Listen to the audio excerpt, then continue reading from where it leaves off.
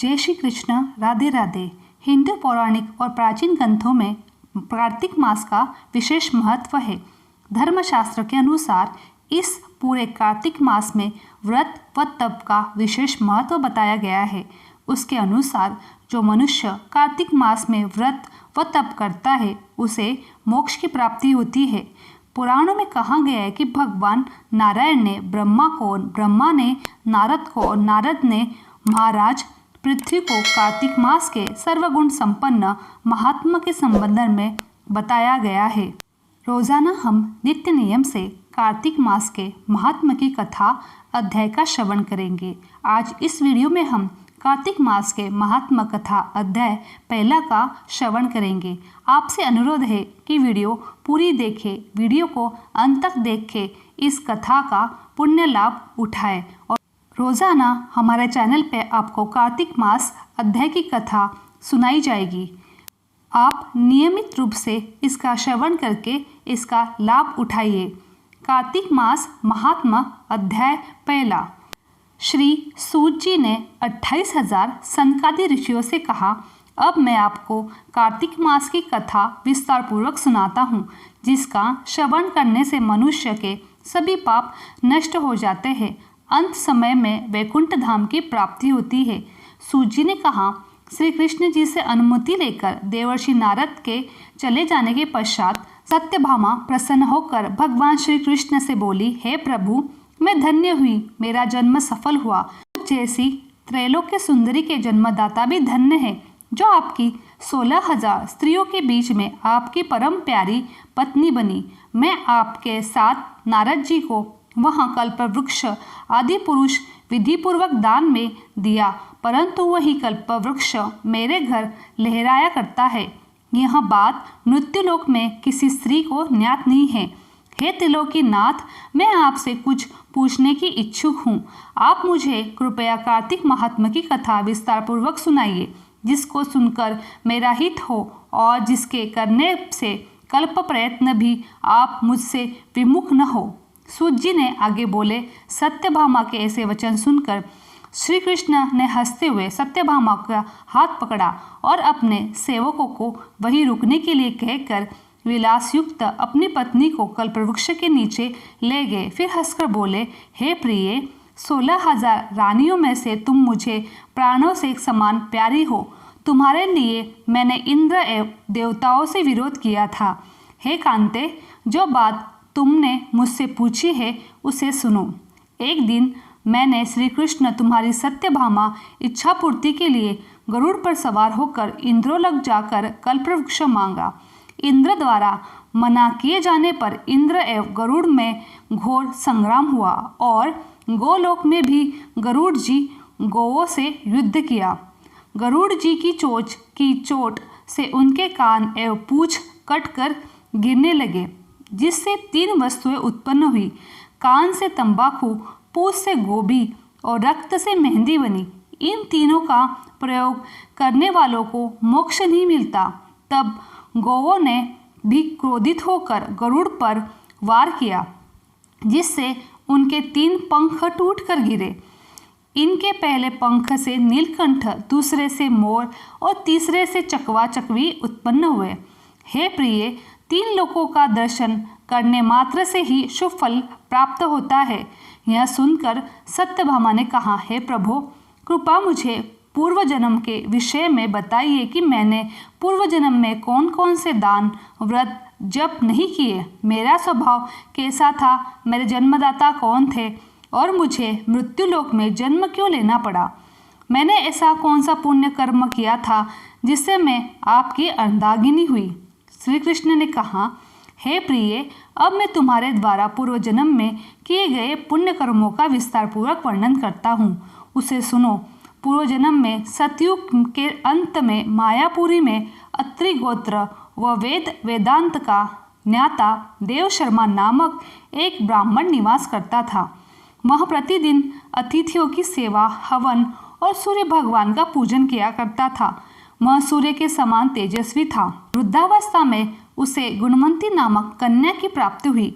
उस पुत्रहीन ब्राह्मण ने अपनी कन्या का विवाह अपने ही चंद्र नामक शिक्षक के साथ करवा दिया। वह चंद्र को अपने पुत्र के समान मानता था और चंद्र भी उसे अपने पिता की भांति सम्मान देता था। एक दिन वे दोनों कुश व समिधा लेने के लिए जंगल में गए। जब वे हिमालय की तलहटी में भ्रमण कर रहे थे तब उन्हें एक राक्षस आता हुआ दिखाई दिया। उस राक्षस को देखकर भय के कारण उनके अंग शिथिल हो गए और वे वहां से भागने में भी असमर्थ हो गए। तब उस काल ने के सामने राक्षस ने उन दोनों को मार डाला। चूंकि वे धर्मात्मा थे इसीलिए मेरे पार्षद उन्हें मेरे वैकुंठ धाम मेरे पास ले आए। उन दोनों द्वारा आजीवन सूर्य भगवान की पूजा किए जाने के कारण दोनों पर अति प्रसन्न हुआ। गणेश जी, शिव जी, सूर्य व देवी देवता इन सब की पूजा करने वाले मनुष्य को स्वर्ग की प्राप्ति होती है। मैं एक होता हुआ भी काल और कर्मों के भय से 5 प्रकार का होता हूँ। जैसे एक देवदंत, पिता, भ्राता आदि नामों से पुकारा जाता हूँ। जब वे दोनों विमान पर आरूढ़ होकर सूर्य के समान तेजस्वी रूपवान चंदन की माला धारण किए वे मेरे भवन में आए तो वे दिव्य भोगों को भोगने लगे। इति श्री प्रथमोध्याय समाप्त। कार्तिक मास अध्याय सुनने के बाद कार्तिक मास की कहानी जरूर सुने। तुलसी माता की कथा। कार्तिक महीने में एक बुढ़िया माई तुलसी जी को सींचती और कहती, हे तुलसी माता, सत की दाता, मेरा बिड़ला सींचती हूँ, मुझे बहू दे, पीताम्बर की धोती दे, मीठा घास दे, बैकुंठ में वास दे, चटक की चाल दे, पटक की मौत दे, चंदन का काट दे, रानी सा साज दे, दाल भात का भोजन दे, 11 के मौत दे, श्री कृष्ण जी का कांदा दे। तब तुलसी माता यह सुनकर सूखने लगी तो भगवान ने पूछा, हे तुलसी माता, तुम क्यों सूख रही हो? तुलसी माता ने कहा, एक बुढ़िया रोज आती है और यही बात कह जाती है, मैं सब बात को पूरा कर दूंगी, लेकिन श्री कृष्ण का कांदा कहाँ से ले आऊंगी? तब भगवान बोले, जब वो मरेगी तो अपने आप कांदा दे जाऊंगा, तो बुढ़िया माई से कह देना। जब बुढ़िया माई मर गई तो सब लोग आ गए। जब माई को ले जाने लगे तो वहाँ किसी से नहीं उठ पाई। तब भगवान ने एक बार बालक का रूप धारण करके वहाँ आए। बालक ने कहा, मैं कान में एक बात कहूँगा तो बुढ़िया माई उठ जाएगी। बालक ने कान में कहा, बुढ़िया माई मन की निकाल ले, पीताम्बर की धोती ले, मीठा सा घास ले, बैकुंठ का वास ले, चटक की चाल ले, पटक की मौत ले, श्री कृष्ण का कांदा ले। यह सुनकर बुढ़िया माई हल्की हो गई।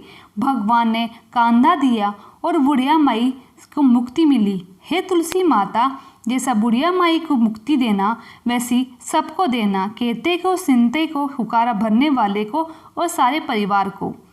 स्कंद पुराणों के अनुसार जिस प्रकार सतयुग युगों में सबसे अच्छा है, जैसे शास्त्रों में वेद सर्वश्रेष्ठ है, जैसे गंगा नदियों में सबसे अच्छी है, वैसे कार्तिक महीना सबसे अच्छा है, भगवान श्री कृष्ण को सबसे प्रिय है।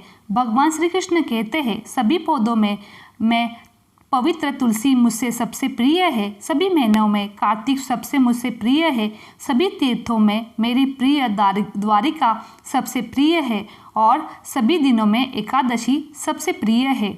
इस पवित्र महीने में 16 माला जप करें, कार्तिक मास में दीपक जलाए, लाखों जन्मों के पाप पलक झपकते ही नष्ट हो जाते हैं। भले ही कोई मंत्र न हो, कोई पवित्र कर्म न हो और कोई पवित्रता न हो, कार्तिक महीने में दीपक चढ़ाने से सब कुछ सही हो जाता है। दामोदर अष्टकम पढ़े, श्री भागवतम, भगवद गीता या शील प्रभुपाद की कोई भी पुस्तक प्रतिदिन पढ़े, मंदिर जाने की कोशिश करें और भक्तों के साथ भगवान को दीप चढ़ाने में भाग ले। मंदिर में देवताओं का जप, गायन, नृत्य और दीपक अर्पित करना हमेशा बहुत प्रसन्न रहते हैं। भगवान हमसे हमारे दुखों का नाश भी होता है। इस महीने में कोशिश करें कि केवल प्रसाद यानी भगवान को अर्पित किया गया भोजन ही खाएं। अपनी क्षमता के अनुसार गरीबों को दान करें। पवित्र तुलसी के पौधों की पूजा करें। यदि हम शास्त्रों के अनुसार शुभ कार्तिक मास का पालन करें तो हमें अपने आध्यात्मिक जीवन में सफलता प्राप्त होगी। हम कृष्ण और राधा रानी की कृपा को आकर्षित करेंगे। मेरी ये वीडियो आप लोगों को अच्छी लगी तो चैनल को लाइक, शेयर और सब्सक्राइब करना ना भूलें। आप सभी का धन्यवाद।